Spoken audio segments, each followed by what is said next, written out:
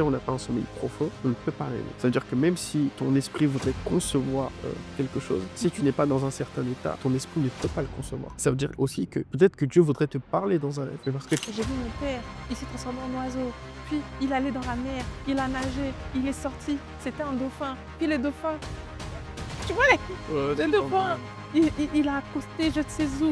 Et puis il y avait un bateau, puis il y avait un pêcheur, puis le dauphin s'est transformé en lutin. Deux frères qui sont dans tout ce qui est trafic d'organes, trafic d'êtres humains, et qu'au moment où moi j'étais dans l'hôtel, ils étaient en plein procès. oh, Ouais, ils étaient en plein... Mais des trucs sombres, accessibles sur Wikipédia. il se peut comme ça, hein, Mhm. par hasard que comment ça s'appelle, tu sois méfiant d'une personne durant la journée et puis la nuit tu rencontres cette personne dans tes songes, tu dis ah je savais pourquoi je me méfiais de toi.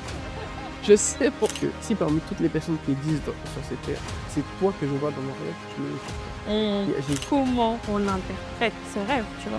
Comment comprendre ces rêves, comment les interpréter? C'est ça le truc. Moi, je me rends compte que plus je lis la Bible, plus mes rêves sont Claire. clairs, Oui. précis, et plus ils viennent de Dieu. Le fait de lire la Bible permet à Dieu de te parler. Parce que je pense que Dieu parle à ceux qui comprennent son langage. Donc plus tu apprends le langage de Dieu, plus tu permets à Dieu de venir communiquer avec Dieu, attendre que tu sois seul, endormi, dans un rêve pour venir te parler. Donc si Dieu prend toutes ces précautions pour venir te parler, c'est que l'information que tu reçois Elle est personnelle, elle c'est est pour ça. personnelle, Ouais. elle est intime et on ne peut pas la donner.